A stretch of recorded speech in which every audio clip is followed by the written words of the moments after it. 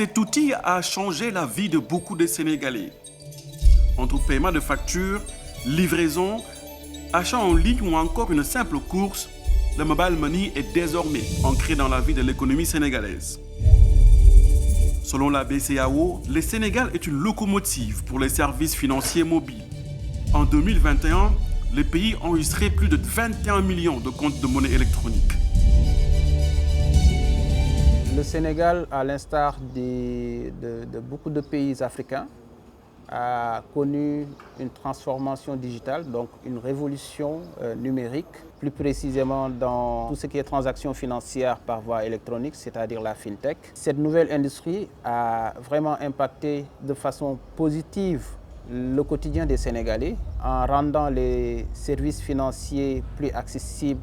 Donc aujourd'hui, grâce au mobile money, vous avez un phénomène des gens qui ne veulent pas aller à la banque, qui aujourd'hui, grâce au mobile money, peuvent faire des transactions, peuvent aujourd'hui payer pour acheter beaucoup de choses. Et quand vous prenez aujourd'hui, au niveau mondial, le nombre de transactions, vous avez presque 85 milliards de transactions, de volume de transactions. Sur ces 85 milliards-là, vous avez plus de 83% qui viennent de l'Afrique. Mais, dans l'ombre de cette révolution, un fléau silencieux étend ses racines. Il s'appelle Amadou. Chaque matin, il quitte la banlieue pour son lieu de travail. Dans sa boutique, les transactions via le mobile se font presque toutes les 10 minutes. Depuis qu'il a démarré ses activités, il a perdu plus de 2 millions de francs CFA. Ce jour-là, il a reçu un appel d'un anonyme qui se faisait passer pour un opérateur. Mais Amadou ne pouvait pas s'imaginer qu'il vivrait le plus gros cauchemar de sa vie. Dama toog bis am ku ma woo ne ma dafa doon envoyé Dioum ni ma am na code bu ñëw ci sa téléphone pour ma jox ko code bi mais bi ma ko joxee code bi ci laa xool sama compte ndeket li fa nekkoon lépp dem na ñu yóbbu ko plus de 2 millions presque ay 500 noonu laa ko perte quoi depuis boobu ba léegi te mënuma si dara.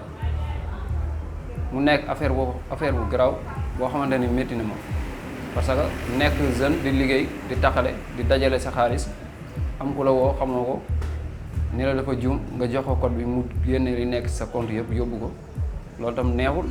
En fait benn arnaque la jànkonteel boo xamante ne boobu daf ma yéem nit ki dafa ñëwoon sama place bu mu ñëwee sama place dafa ñëw mu ne day retirer benn somme bu valeur de 2 millions 99 mille léegi bu mu ñëwee mu jox ma scanner mais ndekete bu ma scanner noonu du compte-am en fait la xaalis bi nekk quoi dafa am compte bu mu usurpé foofu la jaaralee xaalis bi en fait. Dans un contexte où le mobile money prend de l'ampleur avec une croissance accrue des transferts d'argent, les arnaques ou fraudes financières, principale forme de cybercriminalité, ont fini par prendre des proportions d'un véritable fléau. C'est à cause du blanchiment d'argent aujourd'hui et aussi de la perte de capitaux qui ont poussé beaucoup de régulateurs, beaucoup de pays à imposer le plus rapidement possible l'identification des abonnés. Donc aujourd'hui, au Sénégal par exemple, on ne peut plus ouvrir un compte de mobile money si on ne donne pas sa carte d'identité. Donc certains même sont arrivés à contourner, c'est-à-dire qu'ils ont plafonné le volume d'argent, le volume de transactions que vous pouvez faire tant que vous n'avez pas confirmé votre identité.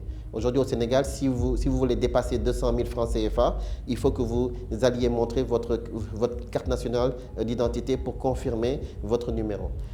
Chaque année, plus de 2000 plaintes sont traitées par les agents de la division spéciale de cybercriminalité. Selon la loi sénégalaise, une arnaque ou fraude est synonyme d'une amende sévère. La loi sénégalaise, elle est carrément, je dirais, satisfaisante, complète, puisque dans le cadre, je dirais même de la loi de 2016-29 portant Code pénal du Sénégal, mais à la section 3 de ce Code pénal-là, il y a un article 431 qui traite de tous les cas d'infraction en matière électronique. Et au niveau en fait, de l'alinéa 29 et suivant de la loi de l'article 431, il est prévu effectivement des sanctions. Et ce sont des sanctions énergiques qui sont des emprisonnements qui peuvent aller d'1 an à 5 ans de prison et qui sont également des amendes qui peuvent être de 5 millions à 10 millions. Pourtant, Malgré l'arsenal juridique, l'escroquerie ou l'arnaque financière dans le secteur du mobile money augmente chaque année au Sénégal. On a pu localiser que certaines régions du Sénégal, comme la région de Kaolack, la fraude, l'arnaque est plus prégnante dans cette zone.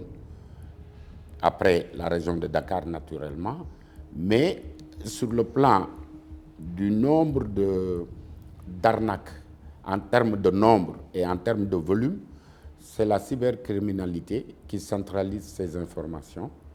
Mais ce que nous savons, c'est qu'il y a une adaptation donc, des arnaqueurs, c'est-à-dire qu'il y a de nouvelles formes d'arnaques qui, jadis, n'étaient pas prévues par les émetteurs de monnaie électronique dans leur plateforme. C'est la raison pour laquelle ils ont fait beaucoup d'efforts pour contrer cela. Mais comment alors les escrocs parviennent-ils à berner leurs victimes? Pour comprendre ce phénomène, nous plongeons au cœur de leur stratégie. Salam alaikum soxna si man la agent bi vérifier ndax fay nga say facture. Wax nga dëgg gis naa code bi may ñu envoyé la xaalis bi léegi nii. Un appel, un message et aussitôt l'arnaque est en place. Vous avez d'autres arnaques et ça, il faut qu'on arrive à former, à communiquer avec les populations. Aujourd'hui, vous avez des gens qui peuvent vous appeler pour vous dire que vous avez gagné un prix, pour vous dire qu'on veut vous envoyer de l'argent et vous allez communiquer votre mot de passe. Ils vont vous dire de faire une séquence et ça, vous allez voir que votre argent qui était dans votre porte-monnaie électronique qui va disparaître. Et ils ont plein de techniques. À la fin, on n'arrive même pas à les retrouver. Au Sénégal, l'erreur de transfert d'argent est une technique courante, mais loin d'être la seule. En raison de l'absence de compétences de la CDP en matière pénale, donc la plupart des plaintes qui ont une connotation pénale sont transférées soit au parquet, soit à la division spéciale de la cybersécurité ou à la gendarmerie. Par contre, nous avons des dossiers qui concernent cette fois-ci l'utilisation des données à caractère personnel. Là, nous avons eu deux gros dossiers. Le premier dossier a concerné le consentement justement de la personne lors de l'enrôlement. Donc tout ce qui concerne les wallets de manière générale, les e-wallets, le consentement de la personne reste fondamental et une plainte a permis de mettre en lumière les modalités de recueil et de protection du consentement. Ce phénomène a pris de l'ampleur du fait que le mobile money reste une activité lucrative, poumon de l'économie sénégalaise. Cependant, selon l'expert Daoudem, ce secteur se cherche encore, surtout au niveau de la réglementation. La collaboration entre les fintechs, les banques, les autorités de régulation, aujourd'hui c'est important parce que c'est une collaboration qui permet aux transactions d'être sûres, sécurisées et résilientes. Aujourd'hui, on a un problème de régulation parce qu'il y a un vide. Parce que beaucoup pensent que la régulation du mobile money, c'est dévolu aux régulateurs des télécoms. Donc ça, aujourd'hui, c'est une question, on doit faire des assises pour dire quel est le périmètre de chaque régulateur. Pour moi, vous avez deux régulateurs. Vous avez le régulateur des télécoms qui doit s'occuper de tout ce qui est infrastructure, de qualité de service technique. Et vous avez le régulateur, la BCEAO pour l'Afrique de l'Ouest, les pays de l'UEMOA, qui s'occupe du contenu, c'est-à-dire de l'argent. Donc aujourd'hui, il faut que la BCEAO et ensuite l'ARTP s'asseyent pour faire de la régulation. La réglementation met la prime de réussite beaucoup plus sur les moyens de lutte que sur également les moyens de répression. Et je crois qu'à ce niveau, il est essentiel de rappeler tout le dispositif et toute la réglementation, aussi bien de la Banque centrale que de l'ARTP, de l'Autorité de régulation des télécommunications du Sénégal, qui préconise à l'ensemble des établissements financiers intervenant dans le domaine des services numériques de mettre en place un dispositif qui puisse permettre d'assurer la sécurisation des données, la sécurisation également des opérations qui sont demandées par les usagers des services financiers numériques. Une enquête nationale sur les risques liés à l'utilisation du service financier numérique menée par l'Observatoire de la qualité des services financiers révèle que 90% des utilisateurs ont été exposés à des risques. Ces 90% sont exposés à l'arnaque, sont exposés. Mais il est difficile d'avoir un chiffre exact pour l'ensemble des arnaques. La cybercriminalité nous aide dans ce sens. La commission des données personnelles aussi. Nous accompagnons le régulateur, la Banque centrale, pour leur permettre d'avoir une meilleure visibilité et lutter en amont, éviter en amont le découragement des populations vis-à-vis de l'utilisation des services financiers numériques. Pour faire face à ce fléau, des fintechs tentent de trouver des solutions. C'est le cas par exemple de Wave Digital Finance. La fintech qui a révolutionné le secteur du transfert d'argent au Sénégal a adopté une stratégie de lutte. Alors tout d'abord, je vais commencer par citer une étude nationale aujourd'hui que la Banque mondiale a effectuée en collaboration avec l'OQSF, donc l'Observatoire de la qualité des services financiers. Donc une étude qui nous apprend en 2022 que 43% des utilisateurs des services financiers numériques sont victimes de tentatives de fraude. Donc cet état de fait nous enseigne que tout simplement ce n'est pas un phénomène qui est isolé au niveau d'un acteur ou d'un autre, mais plutôt que c'est quelque chose qui touche le secteur du mobile money. Donc en connaissance de cause, Wave a mis en place aujourd'hui un certain nombre de mesures qui partent déjà de la sécurisation de la plateforme. Donc aujourd'hui, la plateforme qui héberge toutes les opérations de Wave est une plateforme qui est certifiée ISO 27001. Donc en pratique, qu'est-ce que ça veut dire? Ça veut dire que c'est une plateforme qui répond à toutes les bonnes pratiques mondialement reconnues en matière de sécurité informatique. En 2022, Wave a enregistré un volume de 12 000 milliards de transactions, avec un taux de 0,00056% de cas de fraude enregistrés. Un chiffre qui témoigne de la volonté de la vague bleue d'être une passerelle de confiance entre les services financiers inclusifs et abordables. Tout d'abord, ce qu'il faut comprendre, c'est que chez Wave, le taux de fraude sur le volume de transactions est inférieur à 1%. Et j'ai l'habitude de dire qu'il faut prendre souvent référence sur la santé publique. Un cas égale une épidémie. La prise en charge et la diligence accordée à un cas est le même, accordée à plusieurs cas observés.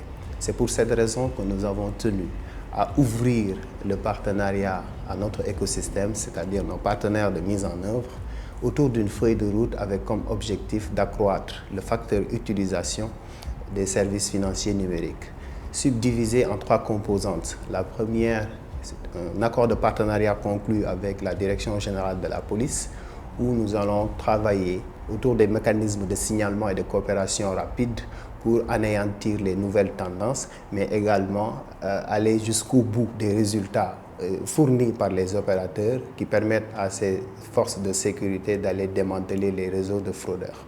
Pour limiter les dégâts, d'autres acteurs se sont également engagés pour mener des campagnes de sensibilisation. La CDP intervient et doit intervenir à différents niveaux. Il y a d'abord le niveau de la prévention, c'est-à-dire la sensibilisation et l'éducation numérique, où la CDP attire l'attention des usagers, mais aussi des opérateurs de plateformes de paiement, sur les droits, les obligations, les exigences à respecter pour être en conformité avec la loi.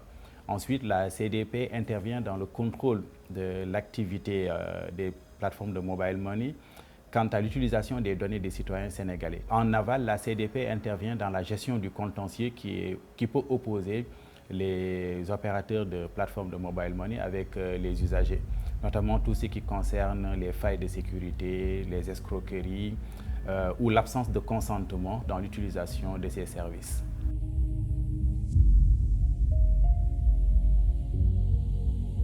La seconde composante est un programme de valorisation de l'expérience utilisateur à travers laquelle nous allons mettre en place un accord avec les associations de consommateurs autour de la promotion des bonnes pratiques de porte-monnaie électronique au Sénégal. La dernière composante, ce sont la corbeille des réformes où l'opérateur tente de s'aligner sur les questions importantes comme la gestion des données à caractère personnel, mais également la question lancinante de l'enregistrement définitif de nos usagers au niveau du Sénégal. Aujourd'hui, vous savez, un consommateur qui a été arnaqué et qui se voit son compte piraté, soit des centaines de milliers, voire 1 million de francs, je pense que quotidiennement, il va vivre de l'angoisse, de l'ancienneté. Et ça peut même créer une méfiance par rapport à l'opérateur.